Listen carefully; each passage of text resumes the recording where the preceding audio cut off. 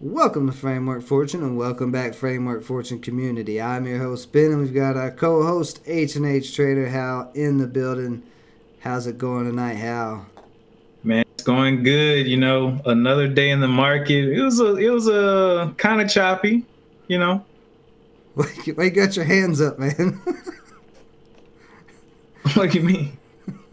I feel like some political group's gonna take this video out of context with you having your hands up like that. Try and get us banned from YouTube. What are you doing, man?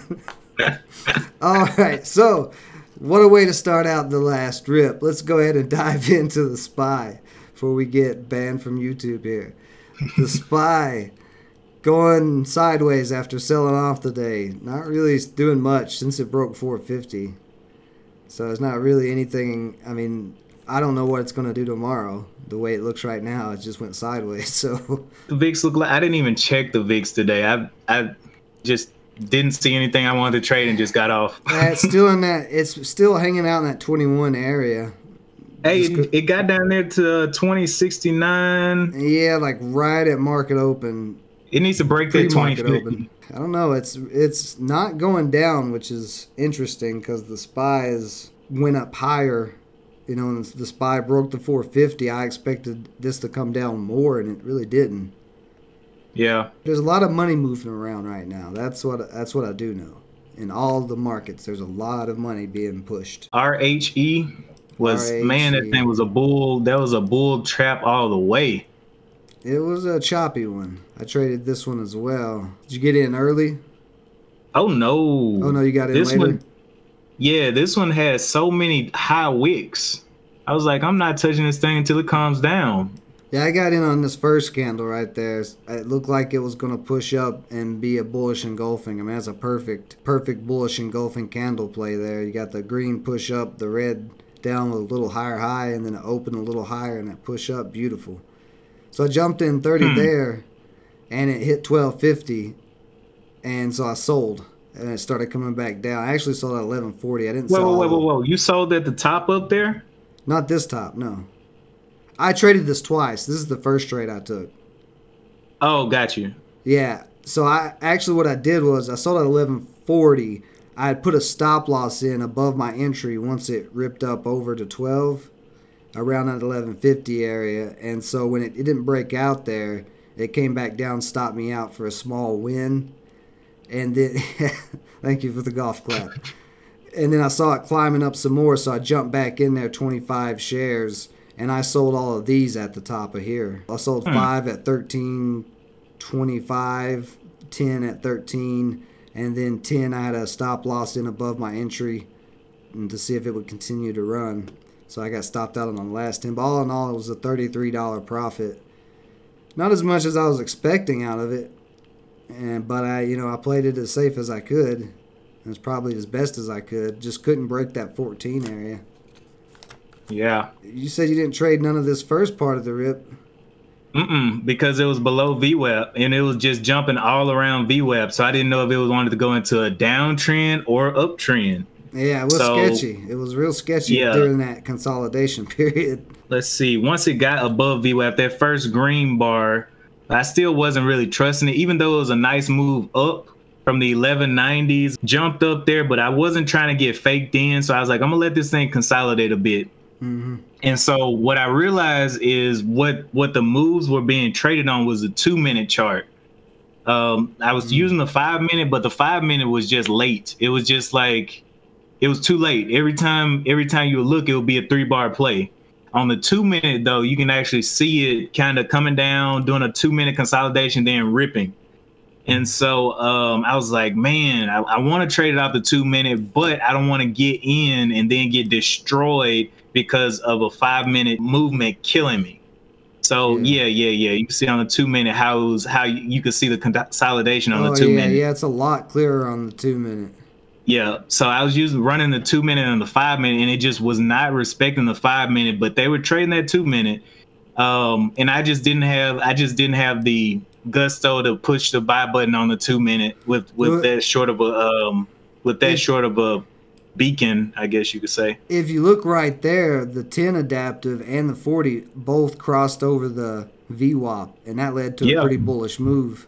And right there where it was shaky at, it actually held it up to where it showed that, you know, you could hold this up.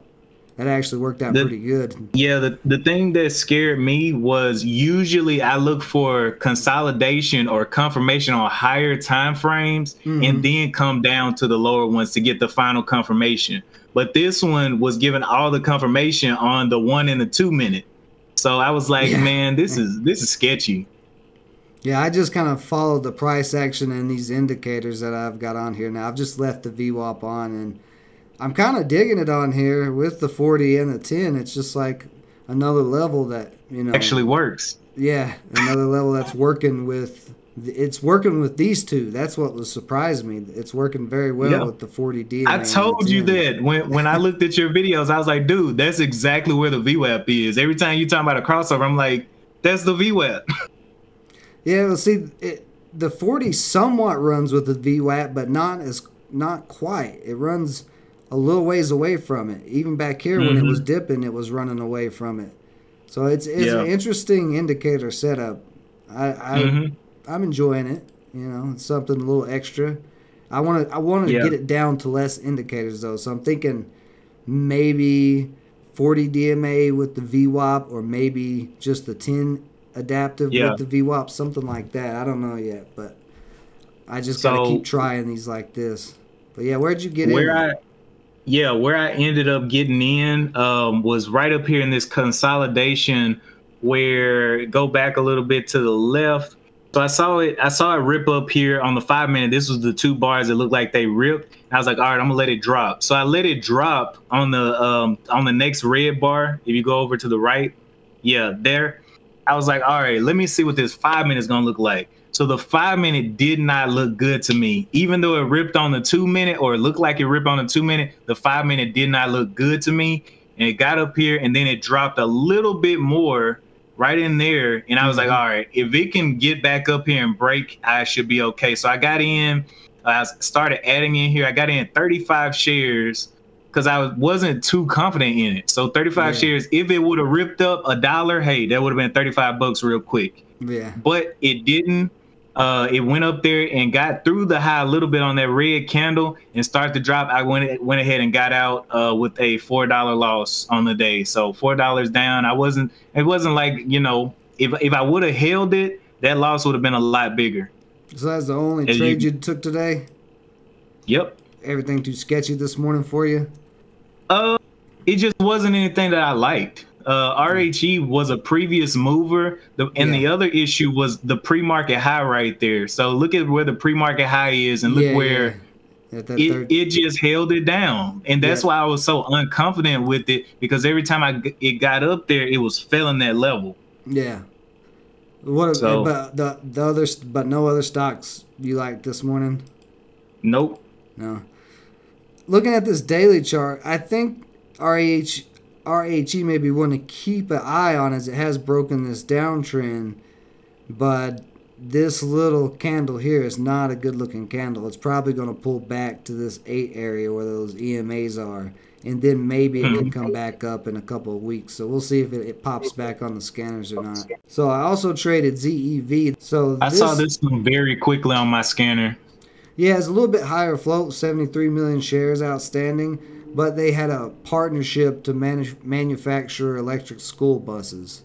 So that's a pretty good partnership. EV has been pretty warm, had some really hot months. That was kind of why I was thinking it was going to get some hype. It moved crazy. You can see right there in pre-market where it had that first initial spike and then sold almost all the way off and curled back up. Hit about the same area and then sold almost all the way off again. So when I saw that first pattern like that, I was like, I bet it's going to do the same thing. And I got in at that support right there at 931 in this candle, almost as low as you could get it. And I held right through this, and it was holding nicely. I mean, at this point, as soon as it started pushing up, I was in the green through these candles. And then I added some more through here, even after this rip up to 10, because it looked like it was going to start making a triangle. But then I put a stop loss above my entry at 960. And you can see it dropped there and stopped me out. So I ended up only making $1 on that play. I was up, I think I was up like 30 on this one. But I thought with that PR it'd really keep ripping. And then look at that volume. I think it had nice volume this morning. But I ended up selling off the rest of the day. That PR did not matter. Closed It just below couldn't hold on my scanner. I saw it with that first rip out of the gates, that first little like 3 bars, and then it just fell out the scanner and never came back on. Yeah, the volume died off the rest of the day. It was just right through there, just some action. But that was closer to 9 o'clock. I think that was the first trade I took. None of these trades I took in the first 30 minutes. LEDS was where I went wrong at. LEDS I saw too late, and FOMO got me a little bit because on this chart, these buys are kind of blocking it. There we go. This is a perfect little U-shaped breakout pattern. You got the highs right there in pre-market, drop down, curl back up, and as soon as you break that pre-market high, you get a nice move.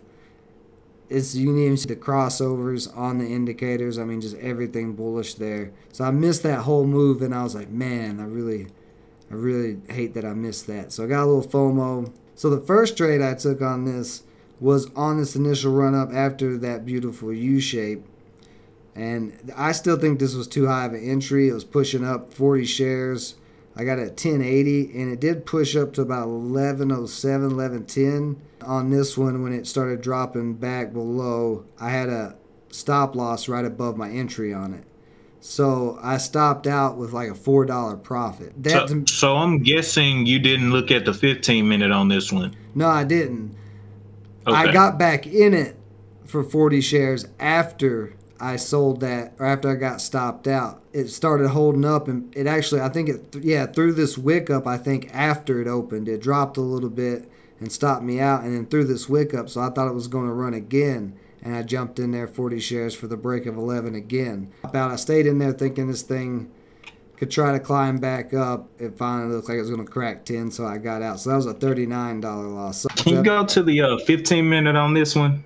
If we would have seen that 15-minute, we would have seen it would have had a lot of work to do to get back up. I mean, a lot of work. So, yeah, that probably would have kept you out of that one. If you check the higher time frame there. Yeah, I didn't check the higher time frame. I was just looking at that 5-minute.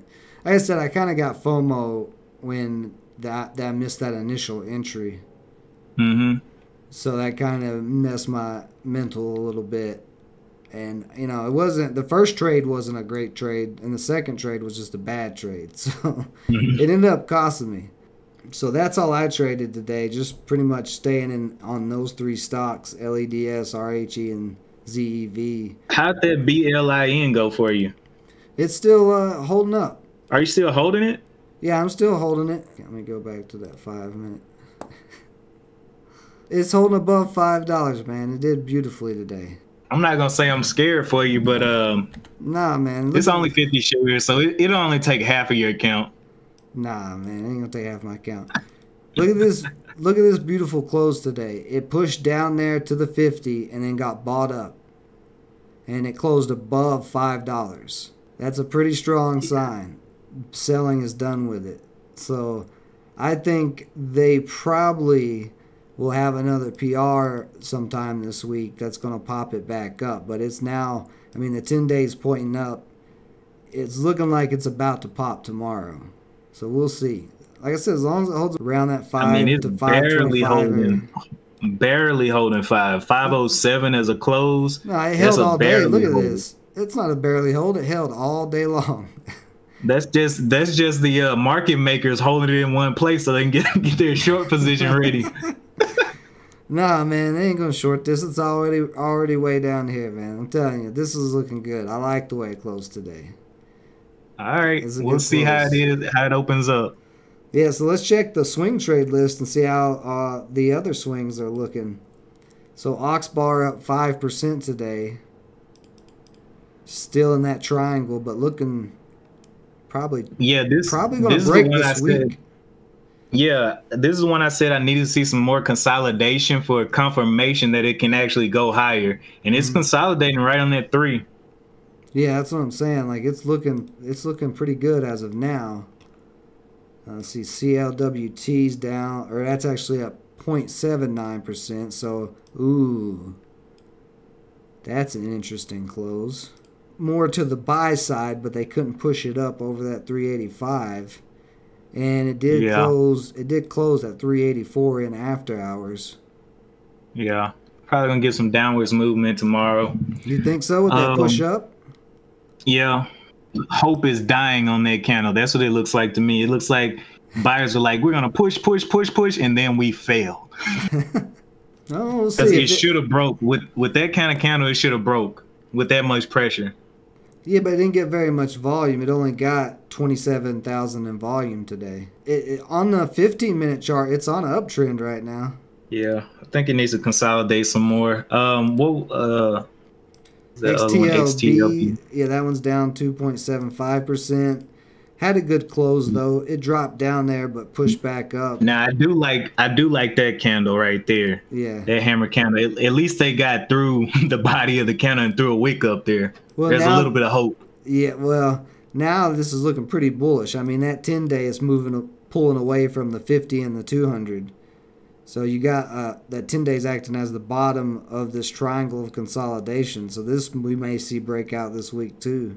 Yeah, this is one I'd be keeping a close eye on. It's under 5 right now. I might look to swing this tomorrow. If I see it drop down to like 475 and hold, I think that'd be a pretty. I don't even need to see it drop. It's already done the drop. It went up 2 times. The last 2 days went green, and this is just the beginning of its consolidation. So as long as it can stay above that, start to hold hold at the body of that candle, that's where I'm looking at. The body of that little. I don't know what the bottom of that candle is. What's the bottom of the body? 496. So it closed. So right $5. Yeah, it needs to start holding around that 5. Socket.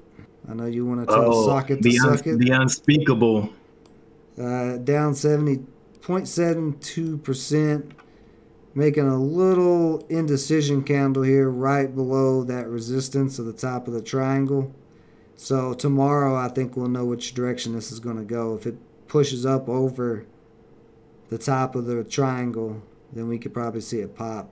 What did I tell you the other day? The socket, I told you that it was going to have to do some consolidating. With that many green bars behind it, I think it's going to get some more downwards movement and kind of consolidate. It may. The 10 days at 667, so that's only 20 cents away. So it could. It's riding the 200 right there on the 15-minute. Very nice. We'll see. All these still have potential to me so far that I'm seeing. Ooh, look at Wafu getting some attention right before close. Wafu tested the top of this triangle. It may, like I said, though, it's probably going to get rejected here and come back down before it tries to break because the triangle tip's way over here. We're about halfway through this consolidation. Unless it breaks up over this $8 area. Yeah. If it can break and hold that area, it won't need the extra consolidation. But looks how like much volume did it get today and yesterday? What's the volume? It got 150,000 yesterday or today. Okay. Yesterday I don't think it got very much. I can't even see how much it is. 40, almost 50. So it doubled in volume. Yeah. So doubled in the attention. We'll see if people are either gathering up a position or about to drop it. The best thing that I see about swing trading is that you can slowly watch a pattern come into play. You know what I'm saying? Like, it's like you can go to work, you can do whatever you got to do, come back at the end of the day. Oh, next day, just a little movement. Yeah, if you're a really busy person, swing trading is definitely great. I mean, if you can fit it in when you are a busy person, it can be great. But it's not. It gives you a lot more time to think and analyze the trades than we have with day trading. When we're day trading, man, we're trying to analyze stuff right there on the spot. You got time to let the patterns build. And another great thing is you can build your position. You don't have to buy your whole position at once at one price range. If you buy in somewhere and it drops a little bit and you're like, ooh, that's a good support area and it holds, you can add some there, get a cheaper average. you know, you can get the price that you want because you can buy in slowly, building that position. There's nothing wrong with it. A lot of people make really good money swing trading, and some of my best wins have been from some swing trades. I mean, you guys saw on BTBT how that turned out. The only other one is AATC getting rejected off the top of the channel there. Looks like it's gonna probably continue to pull back because you got an indecision followed by a bear candle. So I'd say we'll see it back down to the 50, but that may back down to the 50 or even back down to 630. That would be pretty good entry. I would think about. I'm gonna keep ELYS on my just to look at it for day trades because it's making some moves. I don't know what's wrong with it. It had like a channel, but broke the channel on the daily chart. If that's the channel you're talking about. Yeah, broke that. Broke the top of that channel. The all-time highs are 828. So I mean, we've seen a lot of things push for new highs lately. So yeah, I mean, I don't even consider that a channel break because that power hour movement. Sometimes that power hour movement is just fluff because people want to make that end of the day money. Yeah, held up through after hours though. Yeah. Well, they still may be holding. We'll see how it opens up because it is very extended on the daily chart. Yeah, it's super extended. Yeah, closing above the VWAP, way above the VWAP. The VWAP's right there at that $6. So that's interesting. Yeah. It'll probably have a little pullback tomorrow, about halfway, a 50% retracement, and then the following day rip back up. But it could continue tomorrow. I mean, this is a very strong close on this. It just depends on how it looks in pre-market because it could pop up first thing in pre-market, then dump the rest of the day. They have actually really good news. They got their betting license with Washington, D.C., so they can actually start making money as a online gambling company. You know, that if you don't get a license, you're pretty much dead in the water. So that is very good news for them. Yeah. They'll start being able to turn profits. So this may be, you know, one to look into as a longer term hold as well. Maybe not at these prices. Maybe if it could come back down cheaper area, it may, but it may not with that license. I don't know. So that's it for tonight's episode of The Last Rip. A lot of different stocks popping up, but we're getting a lot more buying it back into the low float market. It looks like we're seeing a lot of different low floats with some unusual buying here and there, some patterns starting to set up. So we'll be back tomorrow for the live stream trading on both channels. If you haven't yet, go check out Hal's channel, H&H Trader, link in the description. Appreciate everybody joining us as always. Stay safe out there. Until next time.